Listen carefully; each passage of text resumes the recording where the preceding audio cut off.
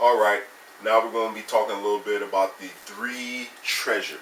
Okay, this is ancient Taoist wisdom. And there's three treasures. The first treasure is air, and that's because without air, you can only live for 4 minutes. The second treasure is water. Without water, you can only live for 2 weeks. The third treasure is food. Without food, you can only live for 3 months. So without these things, you die fast, and the speed at which you die depends on the quality of these things that you allow into your body. So first we're going to talk about air. Okay, air should always enter the nose and never enter the mouth, because the nose has contraptions, muscles, mucus, hairs, all type of things that filter the air, warm the air, so that when it gets to the lungs, it's not cold and it doesn't damage and chill the lungs, and it doesn't have dust and different things. When you breathe in through the mouth, there's no filter, and so all that dust and dirt goes straight into your lungs, and it goes in cold. And there was a time in a lot of times throughout history, you have mass diseases, and only the people who sleep with their mouths open die, and people who sleep with their mouths closed live. And so that's a big thing. So you're only going to breathe with your nose. And so then when you're dealing with the breath and with breathing and with air, there's a esoteric and an exoteric side of things. We'll talk a little bit about both. First, we'll start with the outer teachings, the exoteric side, and we'll look at how breath works, anatomically and biologically, so that we can see how to use the three treasure for health and longevity. Okay, and how to get that. And then we'll look at the other side to see what's the hidden side of the air that we can do. All right. So now, anyways, it's going to come in through the nose, and it's going to go into the lungs. And this is where we mess up at, because if you tell yourself take a deep breath, you take a deep breath and your chest moves. Your chest should not move when you take a deep breath, not until the very end of the breath, if at all. And so you got 3 different parts of your lungs you got to learn how to breathe with. What you need to do, practice belly breathing like a baby, just breathing with your belly, moving your stomach muscles, breathing in and out until you can get to the point where you take a slow, deep breath in with your belly until your belly's so full you can't breathe in no more. And you feel yourself trying to breathe in more to your belly and you can't. And when you can't breathe in anymore, then you breathe in some more by breathing into the back and lifting up the back. That proves to you that you got 2 different parts of your lungs, but it's really a third part, because after you fill up that back, then you can fill up that top. And then you breathe with all 3 parts. When you first start, it might be a little choppy, 1, 2, 3, but once you get good, it's all one breath. 1, 2, 3. And so you don't have to be taking even a deep breath to breathe this way. This is how you want to be taking all your breaths, so you can circulate the oxygen through all parts of your lungs. If you're over, 20 or 30 years old and you haven't learned this yet, there's different exercise you need to do, because you got different parts of your lungs that have died and collapsed because you haven't been using them, because you haven't been breathing. And so air hasn't been getting into them. And so as you take these deep breaths, you hold it, and then you just start to tap your chest and pat while your breath is being held, as long as you can hold it, and then let it out. And by doing that, as you tapping, while you holding that air in, you'll be tapping those lung cells and letting that air get in there, and then over time it can start to rejuvenate itself. Okay, so you need to practice that type of breathing till you can breathe with all 3 parts of the lungs. That's very important for health and vitality. And as we continue to progress and learn, you will find that it is also very important for different meditative practices and exercises that you be able to breathe in this such a way, because certain meditations require you to get a certain amount of oxygen content to the brain for certain effects. And the only way to do that is by rhythmically breathing with the entire lung apparatus, so you can get to require air to do different things. So that might be getting over into a little of the esoteric. So we'll bring it on back to the exoteric.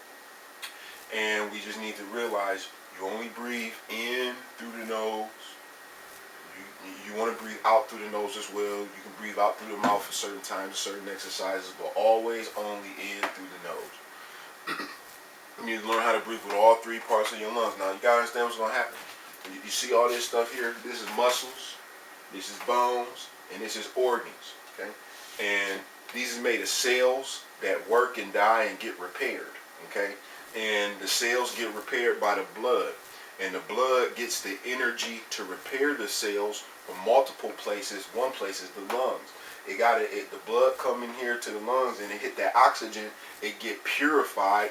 We release the gas as a byproduct, carbon monoxide, and that oxygenated blood that got fired up from that combustion in the lungs is what goes to all the muscles and bones and organs to give its energy that it's going to need in order to function. So when you're not breathing with your entire lung apparatus, and when you're not doing the proper deep yogic breathing, what's happening is your blood is not getting oxygenated when it comes to the lungs, because it's going into parts of the lungs, it's not getting air. So when it comes out of the lungs, it goes to the body and it begins to try to repair, and it doesn't have the materials it needs because it didn't get the oxygen from the lung. And then over time, what results is disease and death. Okay, you're not supposed to die because you're sick. You're supposed to die because you get old and you decide to die. You know, not because you got old and died of cancer. And so, a lot of our illnesses and stuff is simply for lack of oxygen. Your body don't have enough oxygen to function properly. These are basic things we need to understand. That we need to learn how to do this deep breathing. We ain't even getting into meditation yet. Your body need oxygen so the cells and everything can recoup. Okay, so that is the exoteric side of breathing. I believe that is where we want to go. So now let's talk about the esoteric side of breathing, which is the hidden side. Okay, because in the air there is more than just oxygen and stuff. Okay, what happens is the intelligence and the energy from the cell that gets combined in combustion and stuff. There's this intelligent energy in the air that holds all the cells together. All of the cells, there's some mysterious forces that hold together the nucleus and the protons and electrons, and so that mysterious intelligence, that force, is called prana. All right, and so prana manifests as nerve force, and so whenever the body needs to do something, the brain and the body does all type of stuff. It operates based on nerve force. You got nerve all throughout everything, and electric signals are sent through the nerve force. So one of the ways that nerve force get into the body is through the breath.